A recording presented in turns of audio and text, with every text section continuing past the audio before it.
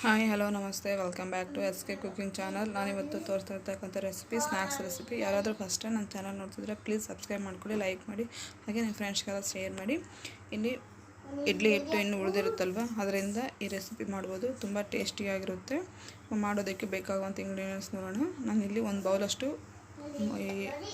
ದೋಸೆ ಇಡ್ಲಿ ಹಿಟ್ಟು ಉಳಿದಿದೆ. ಅದಕ್ಕೆ ಮೈದಾ ಮತ್ತು ಈರುಳ್ಳಿ, ಉಪ್ಪು ತೊಗೊಂಡಿದ್ದೀನಿ. ಇವಾಗ ಮಿಕ್ಸ್ ಮಾಡೋದು ಹೇಗೆ ಅಂತ ನೋಡೋಣ. ಇಡ್ಲಿ ಹಿಟ್ಟು ದೊಡ್ಡ ಬೌಲಿಗೆ ಹಾಕ್ಕೊಂಬಿಟ್ಟು ಮಿಕ್ಸ್ ಮಾಡೋದಕ್ಕೆ ಆಗಬೇಕಲ್ವ, ಅದಕ್ಕೆ ದೊಡ್ಡ ಬೌಲಿಗೆ ಹಾಕ್ಕೋಬೇಕು. ಇದಕ್ಕೆ ಸ್ವಲ್ಪನೇ ಮೈದಾ ಹಿಟ್ಟು ಹಾಕ್ಕೊಂಬಿಟ್ಟು ಮಿಕ್ಸ್ ಮಾಡ್ಕೊತ ಹೋಗಬೇಕು.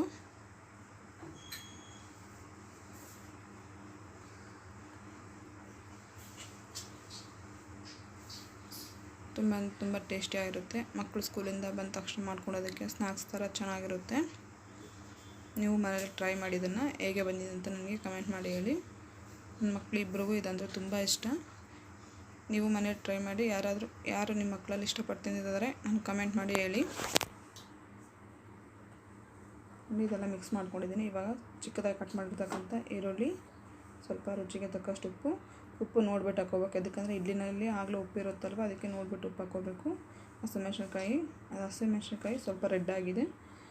ಬೇಕಂದರೆ ನೀವಿನ್ನೂ ಚಿಕ್ಕದಾಗಿ ಕೊತ್ತಂಬರಿನ ಕಟ್ ಮಾಡಿ ಹಾಕ್ಕೋಬೋದು. ಇದಿನ್ನೂ ಸ್ವಲ್ಪ ತೆಳ್ಳಗೆ ಅನಿಸ್ತಾ ಇದೆ, ಅದಕ್ಕೆ ನಾನು ಇನ್ನೂ ಸ್ವಲ್ಪ ಇಲ್ಲಿ ಮೈದಾ ಹಿಟ್ಟು ಹಾಕ್ಕೊಂಡ್ಬಿಟ್ಟು ಮಿಕ್ಸ್ ಮಾಡ್ಕೊತಾ ಇದ್ದೀನಿ. ಇನ್ನೂ ಸ್ವಲ್ಪ ತೆಳ್ಳಗಿದೆ, ಅದಕ್ಕೆ ಇನ್ನೂ ಸ್ವಲ್ಪ ಮೈದಾ ಹಿಟ್ಟು ಹಾಕ್ಕೊಳ್ಳೋಣ. ಯಾವುದೇ ಆದ್ರೂ ಕೈಯಿಂದ ಮಿಕ್ಸ್ ಮಾಡಿದ್ರೇ ಚೆನ್ನಾಗಿ ಬರುತ್ತಲ್ವ, ಮತ್ತು ಕೈಯಿಂದ ಮಿಕ್ಸ್ ಮಾಡಿಬಿಟ್ಟು ನೋಡೋಣ. ಎಣ್ಣೆಯಲ್ಲಿ ಹಾಕಿದ ತಕ್ಷಣ ಬಾಲ್ ಥರ ಹಾಗೇ ಇರಬೇಕು. ಇಲ್ಲಿ ತೋರಿಸ್ತಾ ಇದ್ದೀನಿ ನೋಡಿ, ಈ ಥರ ಇದ್ದರೆ ಚೆನ್ನಾಗಿರುತ್ತೆ. ಒಂದು ಕಡಾಯಿ ಇಟ್ಬಿಟ್ಟು ಅದಕ್ಕೆ ಡೀಪ್ ಫ್ರೈಗೆ ಹಾಕೋಷ್ಟು ಎಣ್ಣೆ ಹಾಕಬೇಕು. ಎಣ್ಣೆ ಕಾದ ತಕ್ಷಣ ಚಿಕ್ಕದಾಗಿ ಬಾಲ್ಸ್ ಥರ ಎಣ್ಣೆಯಲ್ಲಿ ಬಿಡಬೇಕು. ಮೀಡಿಯಮ್ ಫ್ಲೇಮಲ್ಲಿ ಇಟ್ಬಿಟ್ಟು ಫ್ರೈ ಮಾಡ್ಕೊಳ್ಳಿ. ಒಳಗಡೆ ಎಲ್ಲ ಚೆನ್ನಾಗಿ ಬಾಯ್ಲ್ ಆಗಬೇಕಲ್ವ.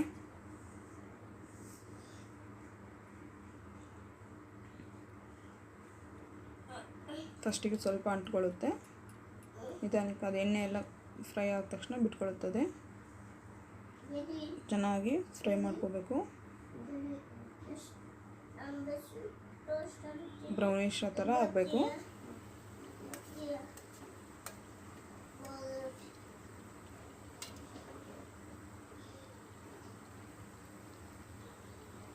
ಇಡ್ಲಿ ತಿಂದು ಸಾಕಾಗಿದೆ, ಇನ್ನೂ ಸ್ವಲ್ಪ ಹಿಟ್ಟು ಉಳಿದಿದೆ. ಏನು ಮಾಡಬೇಕಂತ ಗೊತ್ತಾಗಲಿಲ್ಲ ಟೈಮ್ನಾಗ ಈ ಥರ ಮಾಡ್ಕೊತೀನಿ. ತುಂಬ ಟೇಸ್ಟಿಯಾಗಿರುತ್ತೆ ಇದು.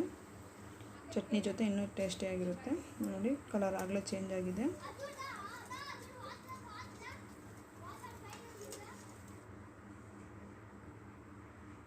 ತುಂಬ ಟೇಸ್ಟಿಯಾಗಿರುತ್ತೆ. ಮತ್ತು ಮುಂದಿನ ವೀಡಿಯೋದಲ್ಲಿ ಸಿಗೋಣ. ಅಲ್ಲಿವರೆಗೂ ನಮಸ್ಕಾರ.